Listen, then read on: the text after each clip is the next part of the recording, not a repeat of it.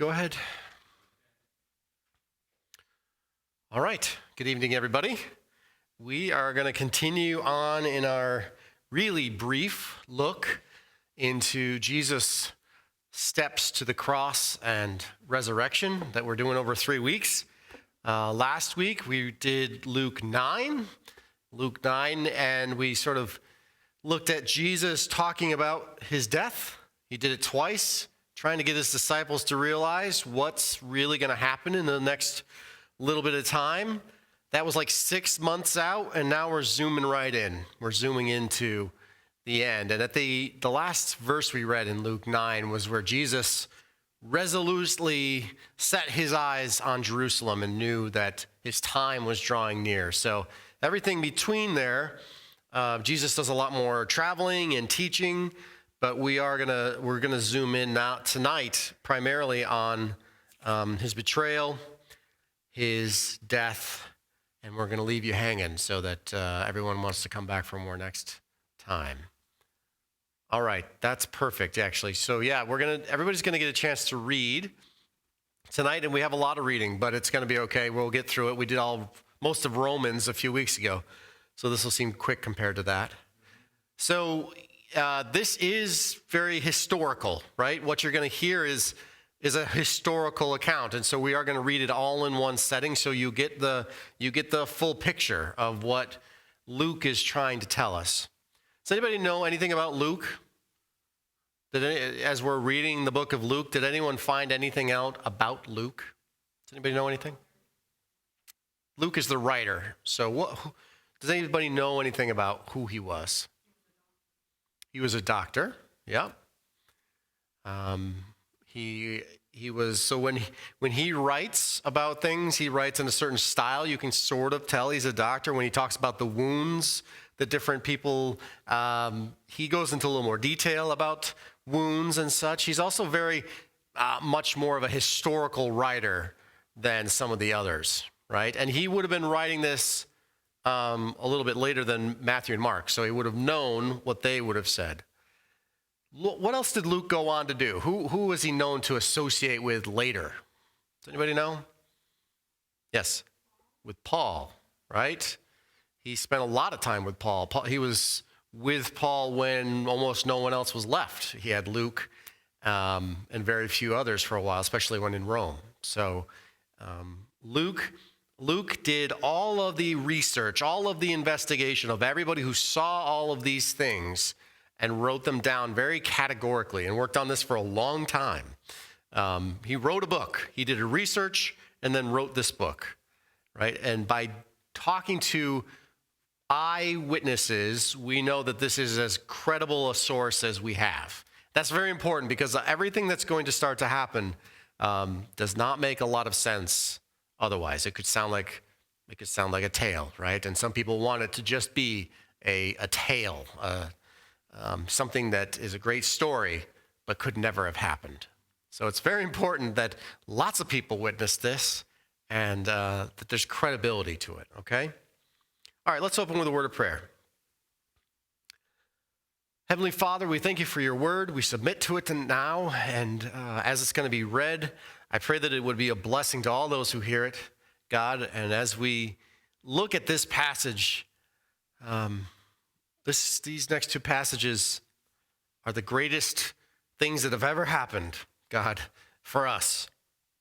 There's no better thing, no better events, even though they're very difficult and very hard to look at. Without them, God, there's no hope. And God, we thank you, Jesus, we thank you for coming to this planet, taking on the form of a human being and going through all of these trials and tribulations that we wouldn't wish on our brother or on our sister, let alone God, let alone our Father, creator of us, creator of heaven and earth. And God, I pray that it would hit home tonight what this means. And God, I pray that you'd open our eyes to new things and new contexts, God, so that we more fully understand what really happened over this night, this day and a night that we're going to look at. We thank you for Luke. We thank you for the research that he did do, God, and for being close enough to this that we could get an amazing account now of what happened so long ago. Pray that you would open our ears and open our hearts to your word now. In your name, amen. Okay, so we're going to jump right in. We're going to read we better be reading all of Luke 22 and 23. And everybody who's willing to, you can come up here to read it, and there is a microphone. Harry, you've got a microphone? Okay. So maybe, Jesse, when you bring it up, would you bring it up and just leave it here for everybody? Yeah. Is it? We'll just use this. Okay. I was hoping everybody would come up. If you're not willing to, you can also use the handheld as well, okay? So, Jesse, you're going to start us off.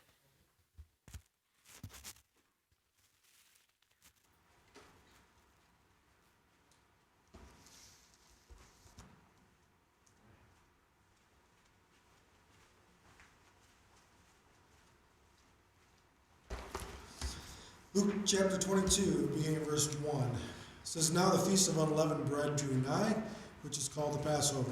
And the chief priests and scribes saw how they might kill him, for they feared the people. Then entered Satan into Judas, surnamed Iscariot, being of the number of the 12. And he went his way, and communed with the chief priests and captains, how he might betray unto them. And they were glad, and coveted to give him money. And he promised and saw opportunity to betray him unto them in the absence of the multitude. Then came the day of unleavened bread, when the Passover must be killed. And he sent Peter and John, saying, Go and prepare us the Passover, that we may eat. And they said unto him, Where wilt thou that we prepare? And he said unto them, Behold, when ye are entered into the city, there shall a man meet you, bearing a pitcher of water. Follow him into the house where he entereth in. And ye shall say unto the good man of the house, The master saith unto thee, Where is the guest chamber, where I shall eat the Passover with my disciples? And he shall shew you a large upper room furnished there, made ready. And they went and found as he had said unto them, and they made ready the Passover. When the hour was come, he sat down, and the 12 apostles with him. And he said unto them, With desire I have desired to eat this Passover with you before I suffer. For I say unto you, I will not any more eat thereof until it is fulfilled in the kingdom of God. And he took the cup, and gave thanks, and said, Take this, and divide it among yourselves. For I said unto you, I will not drink of the fruit of the vine until the kingdom of God shall come. And he took bread, and gave thanks, and brake it, and gave unto them, saying, This is my body, which is given for you. This do in remembrance of me.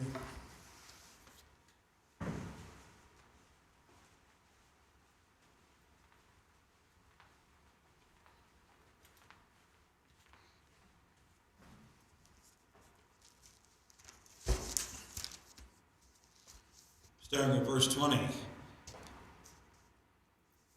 And in the same way he took the cup, and after they had eaten, saying, This cup is poured out for you, is the new covenant of my blood. But behold, the hand of the one betraying me is with mine on the table. For indeed the Son of Man is going as it has been determined, but woe to that man by whom he is betrayed.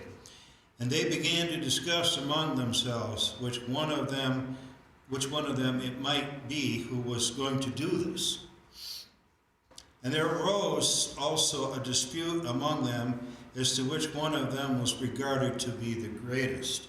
And he said to them, The kings of the Gentiles, Lord, it's over them, and those who have authority over them are called benefactors.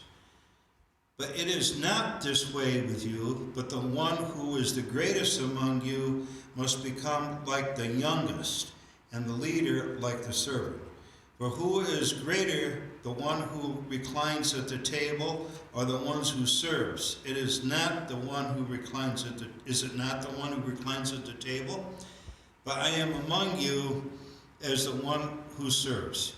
You are those who have stood by me in my trials. And just as my Father has granted me a kingdom, I grant you, that you may eat and drink at my table in my kingdom, and that you will sit on the throne, judgment the 12 tribes of Israel. Simon, Simon, behold, Satan has demanded permission to sift you like wheat, but I have betrayed you that your faith may not fail, and you, when once you have turned again, strengthen your brothers. But he said to him, Lord, with you I am ready to go to prison and to death. And he said, I say to you, Peter, the rooster will not crow today until you have denied 3 times that you know me.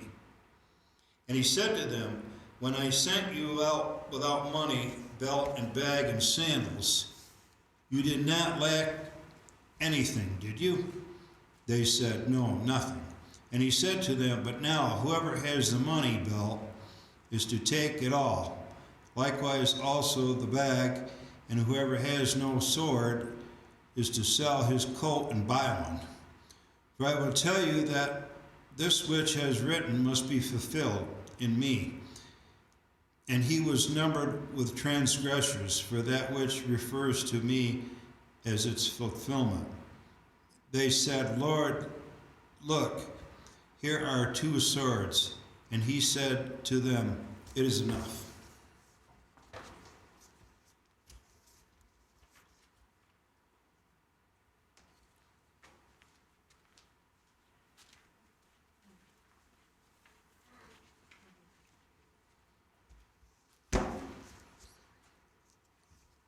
Jesus went out as usual to the Mount of Olives, and his disciples followed him.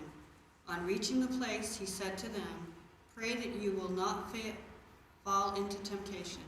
He withdrew about a stone's throw beyond them, knelt down, and prayed, Father, if you are willing, take this cup from me, yet not my will, but yours be done.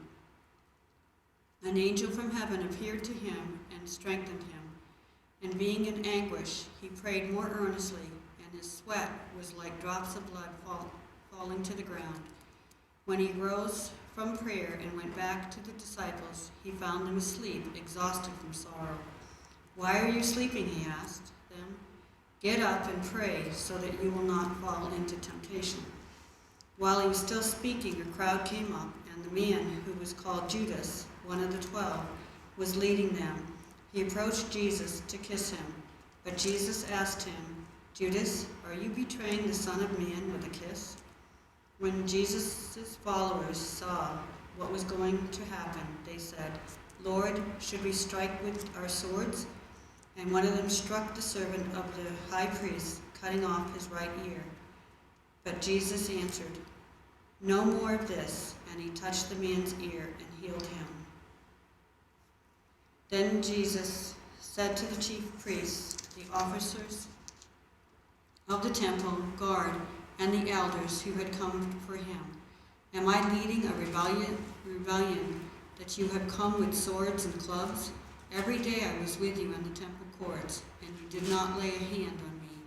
But this is your hour when darkness reigns.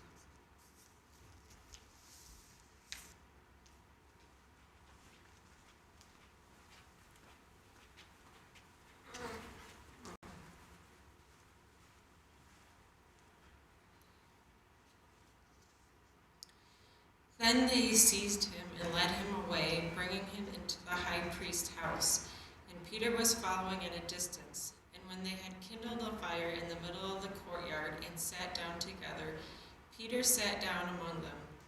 Then a servant girl, seeing him as he sat in the light and looking closely at him, said, This man also was with him.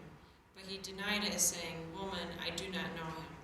And a little later, someone else saw him and said, You also are one of them. But Peter said, Man, I am not. And after an interval of about an hour, still another insisted, saying, Certainly, this man also was with him, for he too is a Galilean. But Peter said, Man, I do not know what you are talking about. And immediately, while he was still speaking, the rooster crowed. And the Lord turned and looked at Peter, and Peter remembered the saying of the Lord, how he had said to him, Before the rooster crows today, you will deny me 3 times. And he went out and wept bitterly.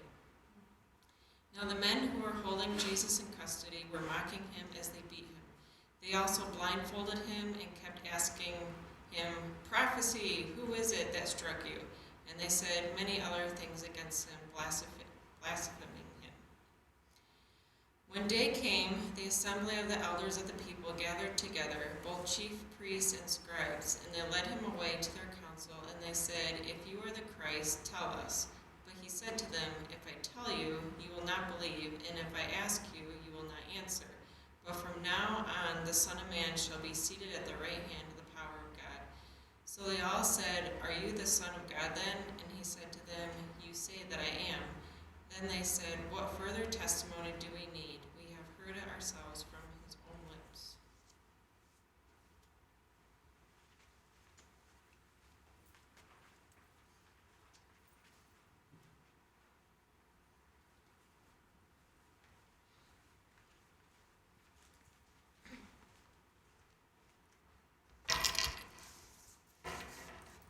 Then the whole company of them arose and brought him before Pilate. And they began to accuse him, saying, "We found this man misleading our nation and forbidding us to give tribute to Caesar, and saying that he himself is Christ, a king." And Pilate asked him, "Are you the king of the Jews?" And he answered him, "You have said so." Then Pilate said to the chief priests and the crowds, "I find no guilt in this man." And they were urgent, saying, "He stirs up the people, teaching throughout all Judea, from Galilee even to this place." When Pilate heard this, he asked whether the man was a Galilean. And when he learned that he belonged to Herod's jurisdiction, he sent him over to Herod, who was himself in Jerusalem at that time. When Herod saw Jesus, he was very glad, for he had long desired to see him, because he had heard about him, and he was hoping to see some sign done by him. So he questioned him at some length, but he made no answer. The chief priests and the scribes stood by, vehemently accusing him. And Herod with his soldiers treated him with contempt and mocked him. Then, arraying him in splendid clothing, he sent him back to Pilate. And Herod and Pilate became friends with each other that very day, for before this they had been at enmity with each other. Pilate then called together the chief priests and the rulers and the people, and said to them, "You brought me this man as one who was misleading the people, and after examining him before you, behold, I did not find this man guilty of any of your charges against him. Neither did Herod, for he sent him back to us. Look, nothing deserving death has been done by him. I will therefore punish and release him." But they all cried out together, "Away with this man, and release to us Barabbas," a man who had been thrown into prison for an insurrection started in the city and for murder. Pilate addressed them once more, desiring to release Jesus, but they kept shouting, "Crucify him, crucify him." A third time he said to them, "Why, what evil has he done? I have found in him no guilt deserving death. I will therefore punish and release him." But they were urgent, demanding with loud cries that he should be crucified, and their voices prevailed. So Pilate decided that their demand should be granted. He released the man who had been thrown into prison for insurrection and murder, for whom they asked, but he delivered Jesus over to their will.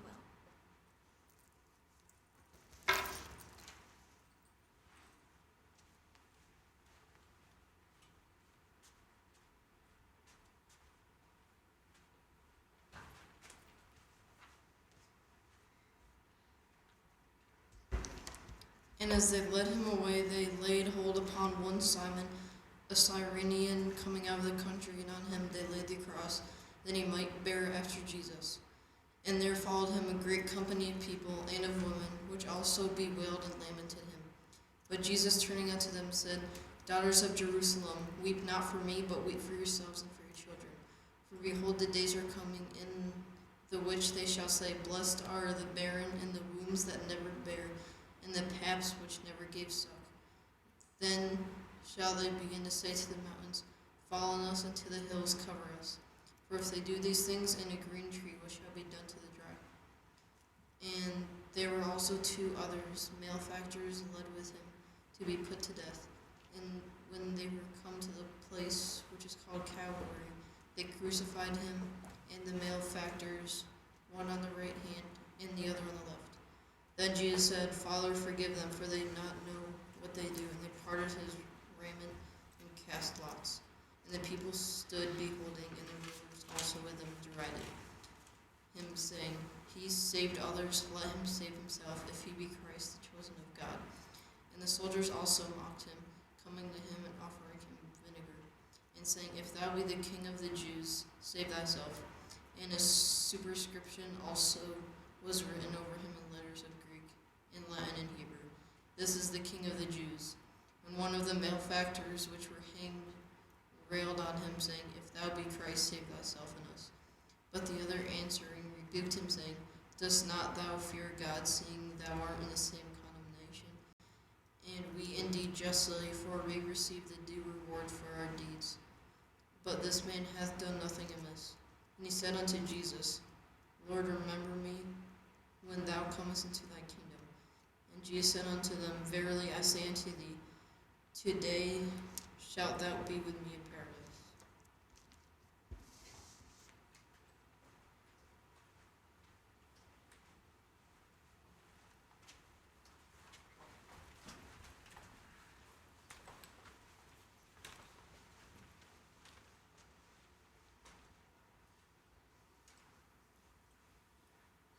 It was now about noon, and the darkness came over the whole land until 3, because the sun's light failed.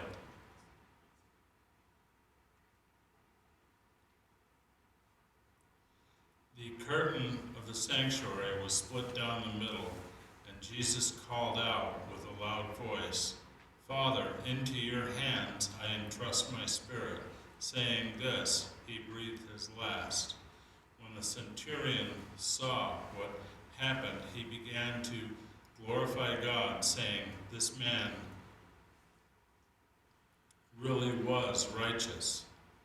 All the crowds that had gathered for the spectacle, when they saw what had taken place, went home, striking their chests. But all who knew him, including the women who had followed him from Galilee, stood at a distance, watching these things. There was a good and righteous man named Joseph, a member of the Sanhedrin, who had not agreed to their plan and action.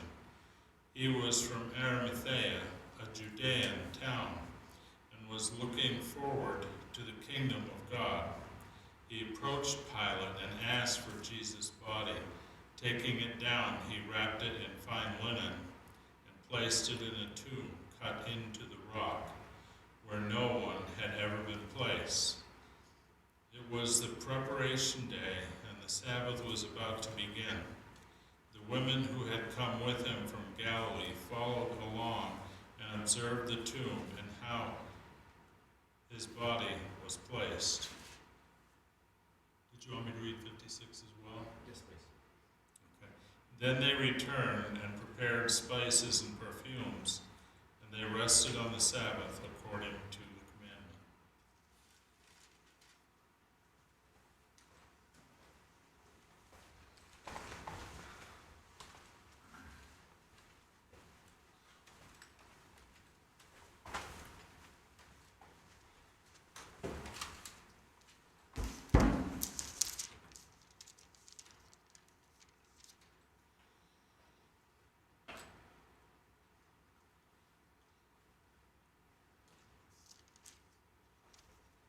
All right. Well, thank you all for reading that together.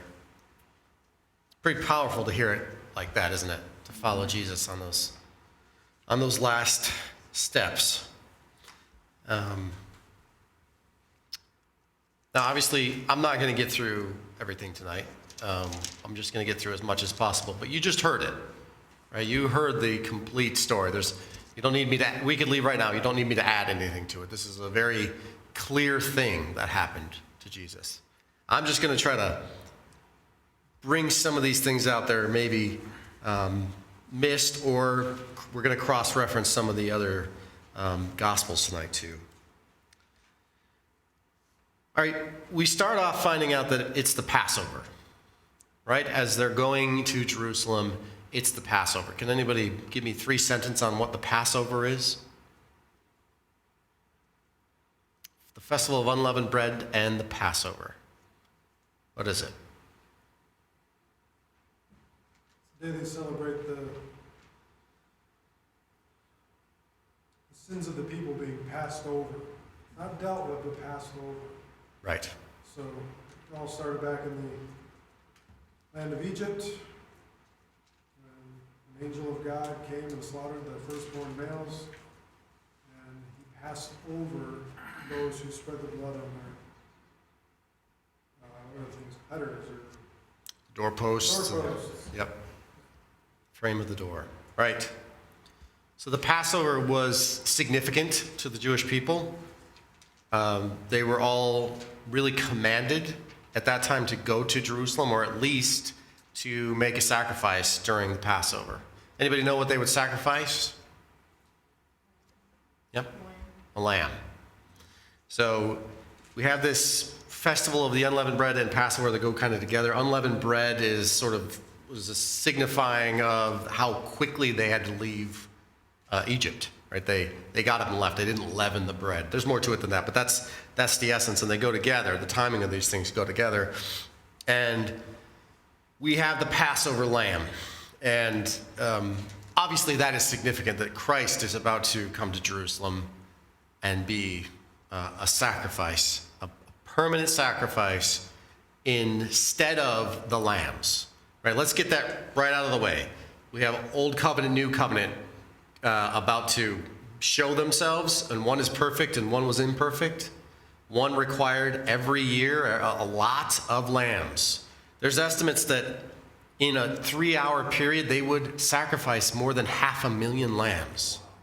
There were 400,000 people in the city at that time, and that's not all that would show up, right? If you were a Jew and you were within even a 50-mile radius, the expectation was you were coming to Jerusalem. And then for everybody else, we found out somebody came from Cyrene, right? That was just North Africa. If you were a Jew, if you were part of the scattered Jews, the dream was to come to Jerusalem for Passover. And they would say to each other, next year in Jerusalem, right? This was the place to be if you could be there for Passover. So we're talking about a lot of people. 500,000 people already lived there. This was more than that. And in just a few hours, those priests were going to sacrifice 500,000, which is amazing.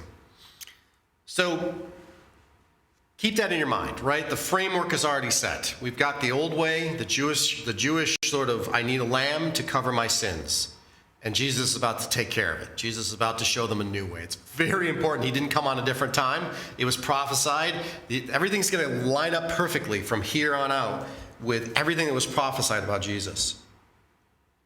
The chief priests and teachers of the law were looking for some way to get rid of Jesus. It doesn't say they were discussing, should we get rid of Jesus? It just said they're looking for a way to get rid of Jesus. The plan was, if he's going to be in Jerusalem, we're going to try to get rid of Jesus. They knew that coming in. And Judas, who is his betrayer, it says that Satan entered him and that he went and made this deal. Do you think Jesus knew that about Judas when he picked him as one of his 12? Jesus knew that. And picked him anyway. One, to certainly fulfill this prophecy, someone was going to betray Jesus. But he would have walked with him. He would have said very personal things around him. He would have been in that inner circle throughout this whole time. So you still have a man that's going to betray Jesus who was very close to him. And you think about someone very close to you turning you over to be killed. So it's the beginning. It's the beginning of the hurts that are going to be inflicted upon Jesus as a friend's betrayal. And he was going to look for an opportunity. He was going to look for some opportunity to give him away. And it's part of the reason we go into this next part. And Jesus commands 2 of the disciples to go find a place to have the Passover. And they say, where? Where do you want to go? Jesus doesn't give them a specific place. He says to go and find a man carrying water and follow him, and he's going to show you a place. Now, in a place where there are millions, why would a man carrying water stand out, do you think? Why would this be easy to see, maybe? Any ideas? I mean, carrying water was considered a woman's work at that time. That was considered women's or children's work. So you might have seen many women carrying water, but if there was a man carrying water, it should stand out. It doesn't tell us any more about how else they would know, but they're about to go into a very busy place and find a man carrying water, and he's going to take them to this room. Jesus is not quite ready to be betrayed yet, so Judas cannot know where they're going.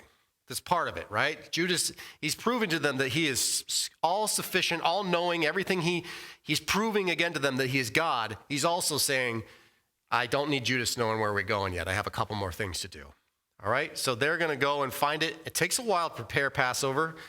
We could have done a whole other study on the cups and all of that, the Seder and everything, but we're not going to do that. But it takes a while to prepare for Passover. So Peter and John go and they do that. Now the rest of them, come into town and find this place. And I have this highlighted in my Bible. It stuck out to me. It says, Jesus said, I have eagerly desired to eat this feast with you. I've eagerly desired to do this. He's eating one last time with his friends. He's eating one last time with people who mattered to him. This was not all just mechanical. Jesus came, lived exactly a certain amount of days, and now he's going to go and do the thing and get it over with, and he's going to rise from the dead. Jesus is a very personal person, right? He has strong relationships. He's been discipling these people. And he says, I've eagerly waited to eat with you. One of the other gospels says that Judas is on one side of him, and I believe it's John is on the other. So he's got his betrayer nice and close by to him. Does anybody know if anybody's heard any Easter sermons, how did they eat? How do you envision them eating? Or the picture, right? There's the great Last Supper picture. Are they all like we sit on big chairs around a table? No, how did they sit?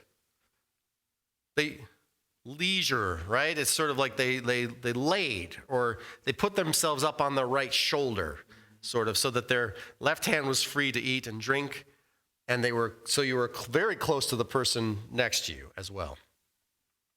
So that's how they are. They're about this table. And Jesus is about to introduce to them the new covenant. In the midst of the slaying of this lamb, he says, here's the bread, and here's the blood. This is the new covenant. It's going to be sealed in my blood. Here's the picture of it for you. And he says, but the hand of him who's going to betray me is sitting on the table. And can you imagine Jesus saying that to 12 of his closest people? And think about what you would have done. What would be a gut reaction from you if you knew that his betrayer was sitting at the table with you? Yeah, first of all, it's not me, right? Not me, not going to be me. And then I'm like, it's probably him. Or I don't like him. I've got a bad feeling. Or just wondering, looking around, who could it be? Now, this is interesting, though. They looked around and said, who could it be? So it wasn't obvious that Judas was some evil guy, right? He had blended in with their group. He was righteous. He was showing himself as one of them. So they didn't all stand up and accuse Judas, right? They wondered who it could be. Boy, it must have made that evening kind of interesting. The rest of the evening knowing that his betrayer is sitting there with them. And then a dispute arose, and we learned about the same dispute in Luke 9. What was that dispute? What's the same dispute in both places? Luke 9 and here, they argue about what? Starting in 24. Does anybody know? They start arguing about who's the greatest. I'm going to be the greatest. I'm going to be sitting next to Jesus when we all go to heaven. In this new thing that Jesus is going to rule over, yet again, they're arguing about who's the greatest. And in Luke 9, Jesus brought a child in front of them and said, the least will be the greatest, and whoever treats the least, that's who he's doing it unto the Father. And he does something similar here again. It's like the greatest among you should be the youngest, and the one who rules like the one who serves. And he talks about himself and serving. It's interesting, right after this, he talks to Peter. Does he call him Peter, though? He changed his name a while back to Peter. What was his name before? Simon. Simon. Jesus doesn't address Peter this time. He says Simon and Simon. It's almost like he's talking to his old self, right? That self before Jesus, that old Simon. If I'm Peter, I'm like, oh boy, I don't know if I want to. It's like when your mother calls you by your middle name, you know you're in trouble. I don't think Jesus called Simon Simon like this. Jesus had put a very important name on Peter and said, your name is now Peter. So now he's saying Simon, Simon. And he talks about how Satan has asked that he be sifted like wheat. So a resident farmer, what do you think that would mean? What does Satan want to do if he's going to sift him like wheat? Get rid of when you sift wheat, you get rid of the chaff and separate that from the seed. There's stuff that you throw away and stuff that you use to make bread with. Right. It's almost like the head comes off. Right? That's how I imagine it. I'm not sure exactly what Satan wanted to do, but it wasn't good. This wasn't good. He wanted to rip Peter away from this group in some fashion, whether it meant to kill him or whether it meant to tempt him, and he's about to be tempted. But Jesus said he wants to do this thing, whatever it is to you. He wants to lead you astray in whatever fashion, and Jesus says, but I prayed for you. I prayed for you that your faith may not fail. So everything that's about to transpire with Simon or Peter, his faith doesn't necessarily fail. Something else fails, maybe. His strength or his fear overcame him, right? So he's telling Simon, boy, you're about to do something kind of bad. It's not going to go well for you. But he says, but when you have returned, strengthen your brothers. Jesus says something's going to happen, but when you come back, because you're faithful, strengthen your brothers. That's amazing. Peter's like, wait a second, I'm the strongest one here. I believe in you way more than anybody else. When Jesus is washing their feet, Peter's the one who says, wash me all the way. I'm outspoken. I'm the leader here. What do you mean I'm going to have to come back and strengthen my brothers? I don't think Peter liked to hear this. And he says, Lord, I am ready to go with you to prison and to death. I'm ready. If this means I get tortured and killed, I'm ready. Jesus says to him, though, I tell you, Peter, before the rooster crows today, you will deny me 3 times. Then Jesus asked them, we're going to shift to the next section here, 35. It says, then Jesus asked them, when I sent you out without purse or bag or sandals, did you lack anything? Again, that's from Luke 8 and Luke 9. And he had sent his 12 out and said what to them? Don't take anything with you. Not a change of clothes, not extra food, not extra sandals, nothing. You're going to go from house to house, and I'm sending you on this mission, but you're going to be completely taken care of. And they went out for a while.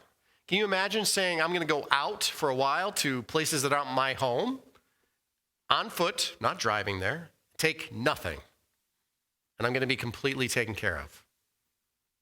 And so he's saying, that was then, that was when I'm here, something different now. Now I tell you, get your purse, get some extra bags. If you don't have a sword, you better sell your coat and get one. For it is written, and he was numbered with the transgressors, and I tell you that this must be fulfilled in me. Yes, what is written about me is reaching its fulfillment. He's telling them, I'm about to go. Things are about to change. You better be ready. You better be strong. You are going to need a sword maybe. You may need to protect yourself now. You may need to actually prepare. And they said to him, see, Lord, here are 2 swords. So amongst the 12 of these great fighting men, I guess, right? They must not have been real fighting men. We have 2 swords. And Jesus says, that's enough. I don't know exactly what Jesus means here. There's two realms of thought. One is like, you guys are missing the point. That's enough. You're missing the point. Stop bringing your swords to me. That's enough. Or he might just be saying, yeah, 2 swords is enough. It's one of the two.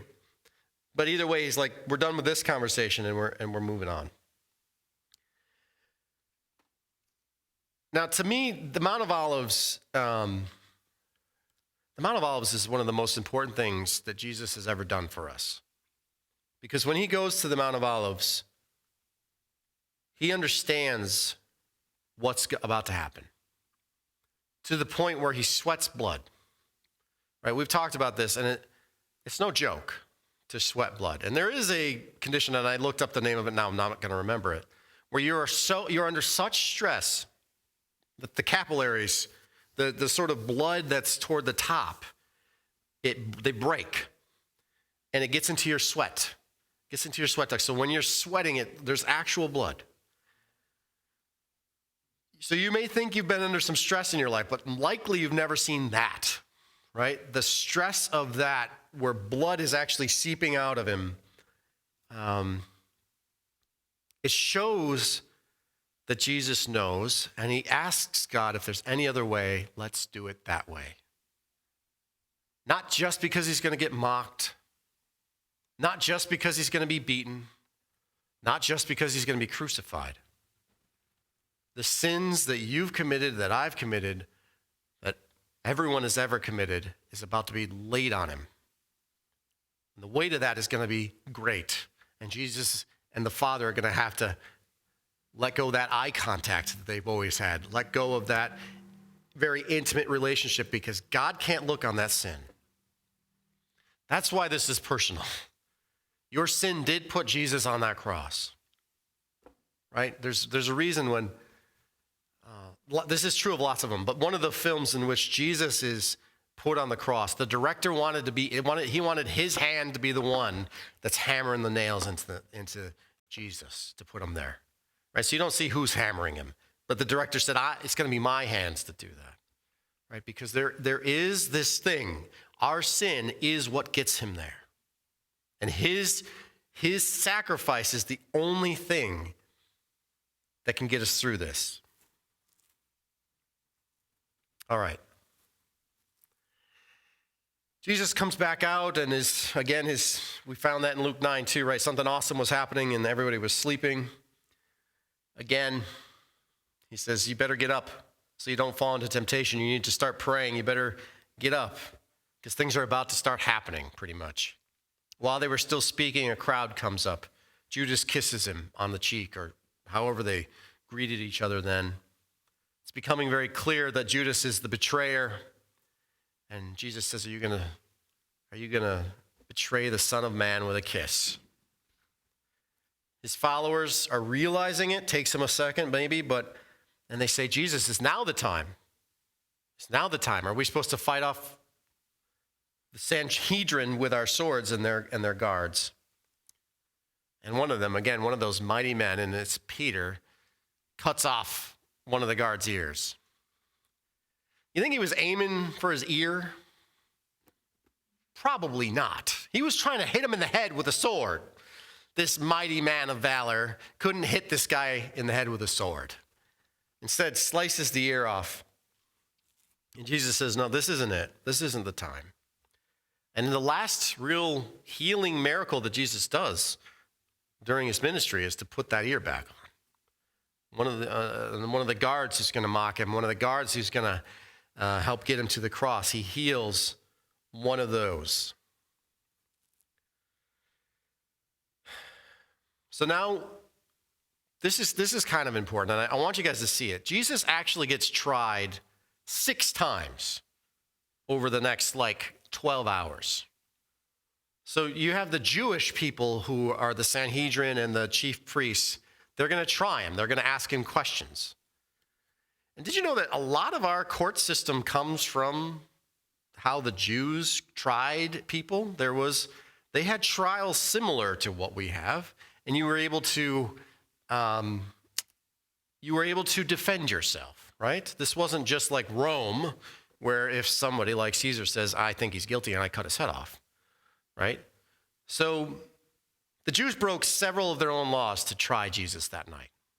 One of them is obvious. You don't try anybody overnight. Why wouldn't you try somebody overnight if you're going to have a fair judicial system? Why do you think?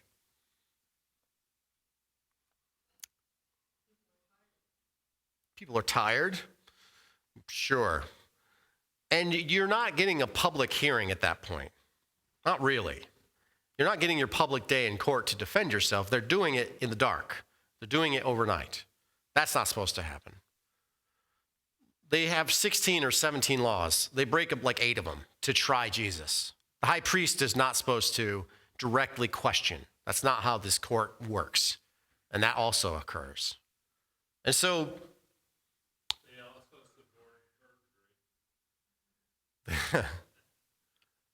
right. They broke 8 of their own laws to get this thing to happen. Right? So that's what happens when you try an innocent man who is popular with the crowds. They didn't want this part to be public theater. They wanted this part to be done. They'll make the rest of it a spectacle. But they needed this part over with. They needed him condemned to death. So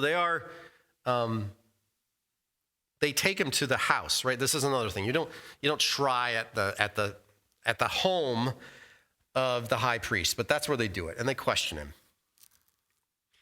And then, we're going to end with that part where it says, do we need any more testimony? They just asked him, are you the Son of God? He said, as you say. And they say, we don't need any more. We don't need any more than that. If you say you're the Son of God, then we know you're a liar. We know you're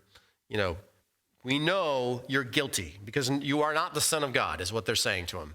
You are not the Son of God, therefore you are guilty. Then the whole assembly got up, and this is maybe 6 a.m, real early, and took him to Pilate. Now we're going to hear that both Pilate and Herod are both in Jerusalem. Those 2 men are not both stationed in Jerusalem. They're there because during Passover, when Rome was in charge of Jerusalem, and you got that many Jews together, what do you think would happen? You're under oppressors from Rome, and you got like 3 million of yourselves together. What likely happens often? Riots, potentially rebellion, right? So they had more of their guards with them. They had both Herod, who was normally stationed more to the north, and they had Pilate, both of them in town. Neither of them liked the Jews, right? So they didn't want to be around them normally, but they were here now. They were here, and so they were able to take them to Pilate. The Sanhedrin, if they wanted to participate in Passover, could not enter a non-Jewish person's home.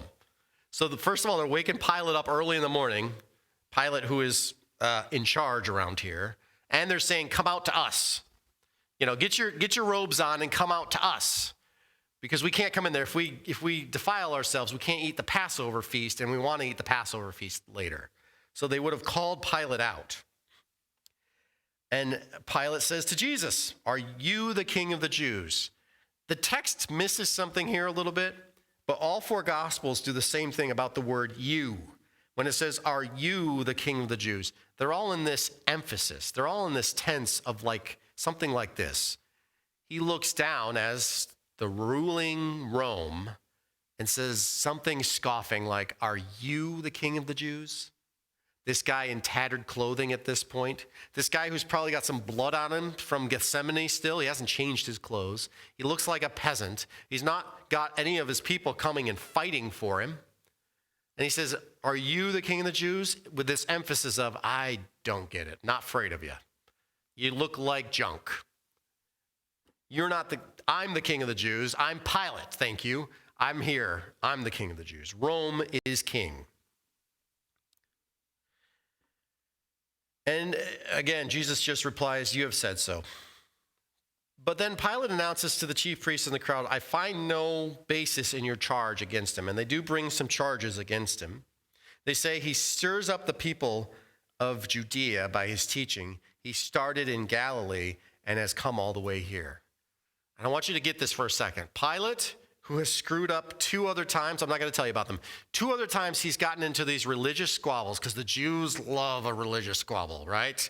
They love them. And Pilate's been in part of 2 of them, and he screwed them both up, and Caesar got him in trouble. So he's kind of like, I don't want any part of whatever this is, right? And he hears he started in Galilee, and this smile comes on his face because Herod's in town. Herod's in charge of Galilee. No, go take him in front of him. I'm not making this decision. I think he's guilty. Or I think he's innocent. But when he hears that he's a Galilean, he says, take him in front of Herod. I don't want any part of this. So they do. They take him in front of Herod. So he's been tried in front of Pilate. He says he's innocent. He's been tried in front of the Sanhedrin. Now he's going to Herod. And when Herod sees him, he's greatly pleased because for a long time he's wanted to see him. Does anybody remember from Luke 9? It says that Herod wanted to see him. Why did he want to see him? Does anybody remember? Yep.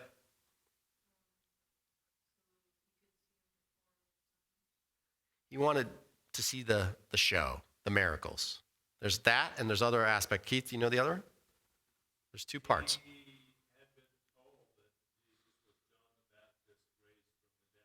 Yes.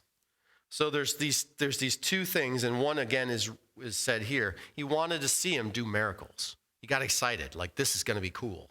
The other thing is he beheaded John the Baptist, or he had him beheaded. And it had always bothered him that everybody's like, John the Baptist is back. And Jesus had not been before Herod. Herod had summoned him, and he said something like, foxes and dens, I've got work to do, or something like that. He told him off. He didn't come see Herod. Now he's coming to see Herod. He wants to see the show. First of all, he wants to see, are you John the Baptist who I cut the head off of? Secondly, let's see the show. So again, he plied him with questions. And out of everybody, Jesus doesn't answer Herod at all. Anybody have a thought about why that is? Jesus has at least said to everybody else, at least as you say. Why doesn't he answer Herod? What's different about Herod, do you think?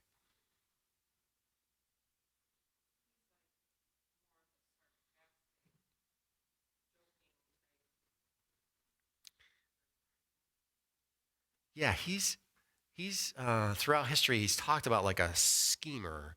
He's like a scoundrel. He's a swindler. He takes delight in chaos.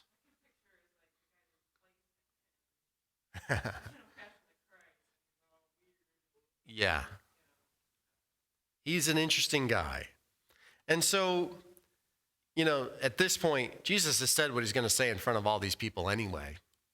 So now he's talking to this guy who's kind of joking him off, just wants to see miracles, and also the guy who killed his cousin, right? So I'm not saying anything to you. So Herod and his soldiers ridiculed him, and we've got the start of sort of the mocking. And Jesus is going to get mocked a whole lot. And there's a part of me that just hates that the Christ, the Son of God, is going to have men like people, maybe even like me, who have no reason, no right to stand before Jesus in any way and say things like, who hit you? With a blindfold on. Go ahead. If you're so great, tell us who hit you this time. It makes me sick. So they mocked him. They put him in that robe, and they sent him back to Pilate. And that day, Herod and Pilate became friends. Before that, they were not. So in some fashion, these 2 agreed on what was about to happen. They no longer were at an enmity with each other. Herod and Pilate could at least agree on one thing, on Jesus. So Pilate says, oh man, you guys are back. You couldn't figure this out. I was really hoping you were going to figure this out before, but Herod again says, I don't have enough. I don't have enough to kill him. So Pilate gets everybody together, and he says, you brought this person before me. I have examined him in your presence and found on no basis your charges against him. So even in his fake trial, he's having a phony trial where they had to break all the rules. Every judge is going to say he's innocent. This is insane, right? If you went before a judge and he said you were innocent, you'd be like, all right, this is done. This is over. Jesus, on over and over again, both Herod and Pilate say, there's no fault in him. There's no reason to actually kill him. I'll punish him for you and release him, though. And this somewhere in here is where we get the part of the scourging. Somewhere in between the Barabbas and right in here we get that Jesus was scourged. And everybody who's seen it, at this point, all of us who speak about this want to tell you about the scourging because it's horrific. And it becomes very clear how much Jesus suffered. And so I'm not going to spend a ton of time on it, but it's bad. Scourging back then had 3 levels. Jesus probably got the 3rd level of those things. And he would have been stood in some fashion or maybe huddled over something just enough where the back was tight, right? You wanted the back to be tight so you would inflict the most damage to it. And these weren't normal whips, right? This was a leather strap with smaller leather straps on it, and at the ends were either broken glass or metal, nails, things like that. And so you can just imagine Jesus over this thing here, and a man here and a man here. And at the level that Jesus gets this, 2 things either happen. Either the 2 men go until they're exhausted and they can't strike him anymore. That's how long this could take, or whoever's in charge says, okay, that's enough. There's 3 levels Rome had. He got number 3. The first 2 would have been smaller, would have been 50 lashes or 30 lashes, and you could die at 30, right? And so when you think of whipping, you think of sort of that follow through, it snaps on your back, and then they pull back and go again. But not with something with claws on the end, not with something like glass. And so the whip would happen, but it would stick. And they'd have to rip it back. And then the other man on the other side, so you got this diagonal cut and cut and cut and cut. And there wasn't that nice whip sound. There was more just like flesh being hit with a fist. And they would take turns. And many men didn't live through that. Many men who got capital punishment didn't live through that because they would take so much away from you at that point. You would bleed to death, or they would hit an organ, right? You would die. Historians say there were times you could see the backs of the kidneys. That's how much of your flesh they would take from your back. All right, so Jesus is scourged. Jesus has that crown of thorns pressed down onto his head so it would cut into him. So he's been mocked, he's been beaten, he's been scourged. And Pilate tries one more time to get out of it and says, I'll scourge him. This is pretty bad. I'll scourge him and then I'll let him go. Because he's supposed to let someone go anyway at the Passover feast. And they said, that's not good enough. That's not good enough. Crucify him. Crucify him. Give us Barabbas. Barabbas, who was a murderer, who had caused an insurrection. We can all say that Jesus died in our place, right? But that day, Barabbas can say, Jesus died in my place for sure. Because he was meant for that cross. The capital punishment for murder was a cross. And he deserved it. Some historians think that Barabbas' first name was also Jesus, which was a common name. And that Barabbas means just son of a man. And then you have Jesus Christ, who's the Son of God. So they had, again, they had that choice, just like the rest of us do, to choose between the Son of God and really this world, the son of just some guy. That's another very symbolic thing, right? That most, every culture has made a decision about whether or not they're going to, as a culture, follow Christ or not. And they always make the wrong one, it seems. All right, so Pilate says 3 times, 4 times, you know what, I don't see any grounds for the death penalty, but I have punished him, I have scourged him, but the shouts of the people prevailed. They shouted and shouted and shouted until he could say no more, and he washes his hands of the whole thing and says, fine, I find him innocent, his blood's on your hands. I've given him close to capital punishment for you, go ahead, he gets the rest of it. The soldiers lead him away, and we find out again about Simon from Cyrene. And he carries that cross part of the way. You can imagine why Jesus needs somebody to carry that cross at this point. He's about to go up sort of a steep street to where he's going to be crucified. All right, we're going to skip ahead to 32. There were 2 other men. Both were criminals. And they were on either side of him. Now, it's interesting. What does every card about the crucifixion look like? Can anybody describe to me what every Easter card looks like? There's 3 crosses, and what are they on? What are they usually on? They're on a hill. There actually isn't anywhere in the Bible that says he was on a hill. And anybody who went through, we did the book, the life of Abraham. We talked about how these things aren't really hills, right? When we think of mount, we think of a huge mountain, Mount St. Helens, right? The mounts around here were just sort of raised cliffs. They weren't real big. And this picture is taken, it's from like the late 1800s actually. And this is one of the clearer ones because now there's a whole lot, there's a bus stop down here and other stuff. But here you see camels. And does anybody see anything in that rock that stands out to them at all? Anything that looks at all like the face? Does anybody see a face there in the center? Yeah. So you've got, yeah, so the closer up, you've got those eyes, and then as you get closer to it, the indentation underneath his nose, and then sort of a mouth.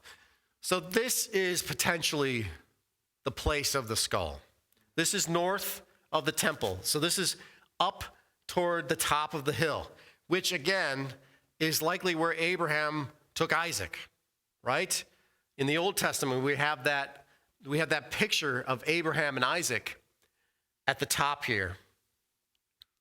Because at that time there was no temple, right? He wouldn't have gone to the temple. He would have gone to the top of this hill. All right, so down here you can see this main street. That was the same in Roman times. That was likely the main street. And when Rome crucified you, they wanted it to be a spectacle. So you can imagine potentially either 3 crosses at the top of that skull or 3 crosses right here in front of this street as one of the potential places. All of the potential places are north of the temple. This one is the clearest place that looks like a skull. The hill also could have been called the Hill of the Skull because people died there and there were bones. So it's not perfect, but I wanted to give you something, right? I wanted to give you the idea that people could have been lining a street just like this, and that right here could have been 3 crosses. People stood and watched.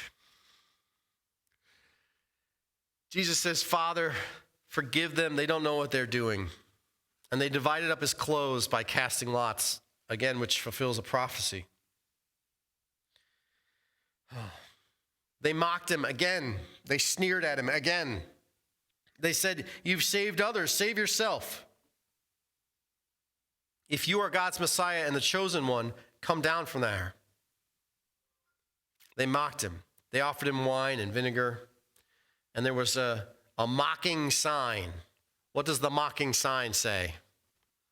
Who can read that for me? It mocks him. It says, this is what? King of the Jews. No more mocking thing than that. Someone who's been scourged, someone who's been nailed, someone who's been lifted. into this cross. Does anybody know what usually killed you when you're on a cross? Well, the nails certainly don't help. The nails somewhere in here probably have to hold you up, because if you put it here, it just kind of tears through. So you got to put it somewhere where there's enough beef to hold you there. The diaphragm as well. So you've got the pain of those nails trying to hold your weight up on those nails. And so at some point, you can't do it anymore. At some point, you're crushed. At some point, you can't breathe. And the idea of just trying to hold myself up with nails in my wrists once for 1 minute, let alone hours, is unbearable.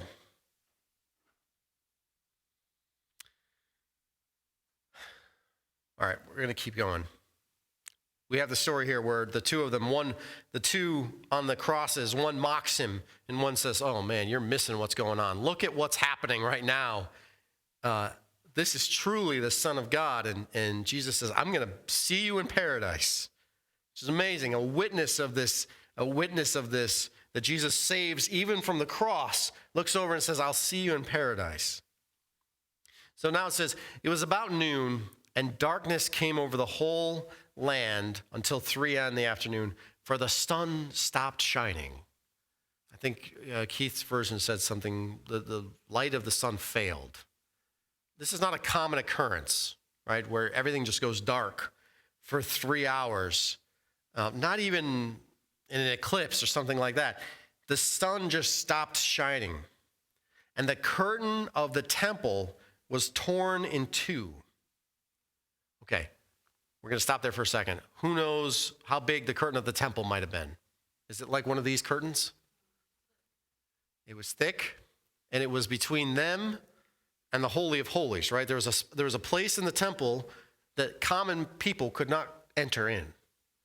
And so this I'm going to just hold it up here. You can pretend. This is 30 feet by 30 feet. So 30 feet wide by 30 feet tall. And some people say as thick as the width of a hand. So the fabric was 4 inches thick. Now, I don't think, this is not even an inch thick. I couldn't tear that if I wanted to, right? It would take me a few minutes to tear that. But it says from top to bottom, that thing was torn in two.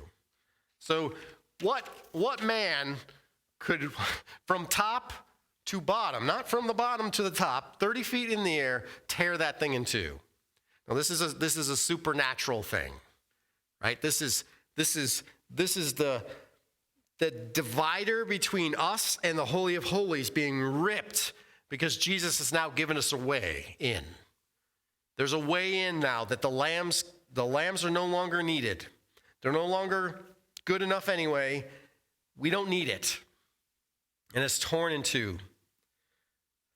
And Jesus calls out in a loud voice. And he has several things that he says. We didn't cover all of them, and some of them are only covered in one or the other of the Gospels. And one of the things he says is, "Eloi, Eloi, lema sabachthani." And he says, my God, why have you forsaken me?"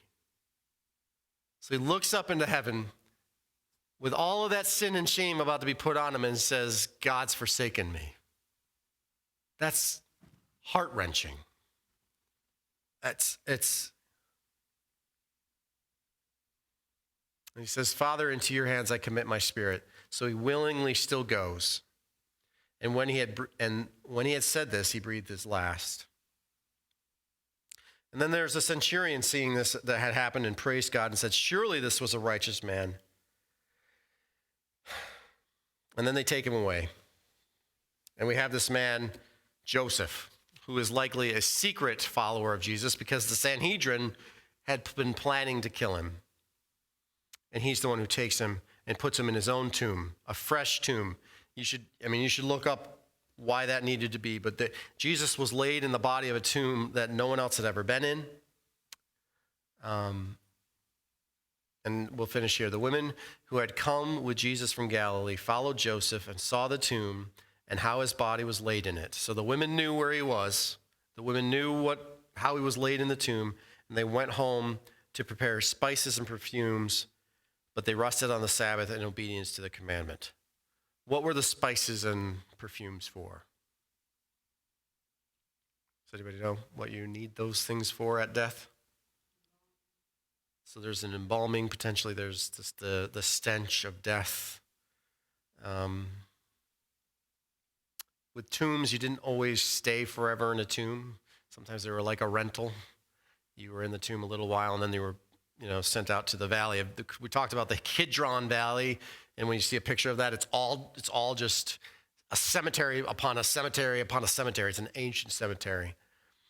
So you didn't always stay in this, such a rich place in a tomb. Sometimes you ended up there. So they were going to prepare this body. It's very important. The women knew where he was because they're going to come back, right? It's important. They saw with their own eyes, this is where Jesus is laid. They follow Joseph, and they're going to come back. All right. So Keith, you can stop the recording if you don't mind.